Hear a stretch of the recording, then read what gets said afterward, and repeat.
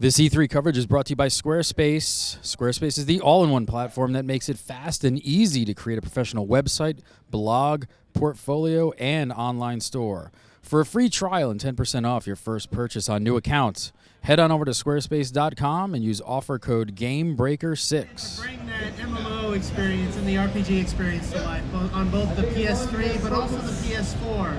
And we've got the open beta that'll be launching this weekend, so anyone on the PC side of things or the PS3 will be able to jump in. Really excited to get you guys hands-on and let you play through the game. Really trying to bring, as you saw in the trailer, all those classic elements from across the Final Fantasy universe. So you might have seen the Omni/Limit Break in there. You obviously saw Sid and his airship, but just some of all those classic elements that the Final Fantasy franchise has been known for.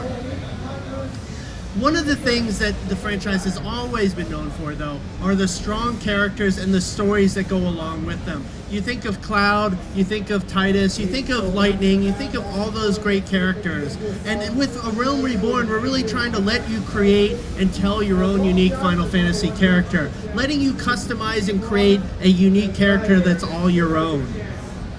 So as part of that, obviously you've got to have a diverse selection of races.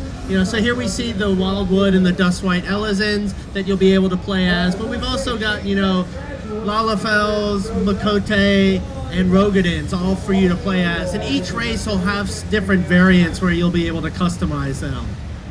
And on the subject of customization, making sure that we've got a wealth of options for you to be able to tweak, such as things like, muscle definition, height. On the Makote, you'll be able to customize his tail, adjust facial features along with tattoos, along with specific hairstyles for each of the characters.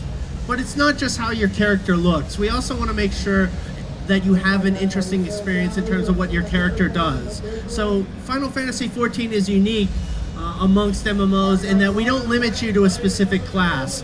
The class you pick at the beginning of the game isn't what you're locked to. As you progress through the game, you'll be able to switch to any of the other classes in the game just by changing the weapon you have equipped.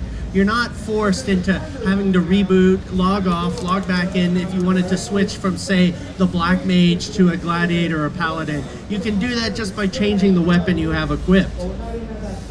We also want to make sure that we're always letting you have a social or shared experience, right? So we want you playing with your friends, experiencing those awesome Final Fantasy moments and talking about them directly.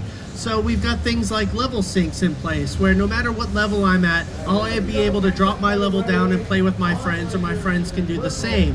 Things like duty finders that'll let you find new groups of people to play with to experience the story.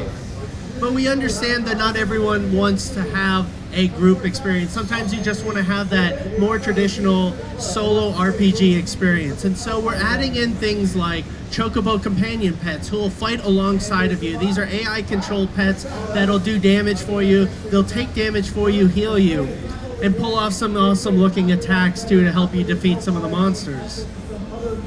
Another way we're trying to bridge the MMO world with the RPG world are through our public quests. We call them Fates, full active time events. And they're a way of letting, solo players group together, but not forcing them into a predefined group to take down some of the, epic boss monsters that you see across the world of Arizea. So let's talk a little bit about why you guys are all here, what you'll be playing at outside on the kiosks. You guys will be facing off against Ifrit, one of the classic Final Fantasy summons. We call them primals in A Realm Reborn. They're the gods of the Beastmen.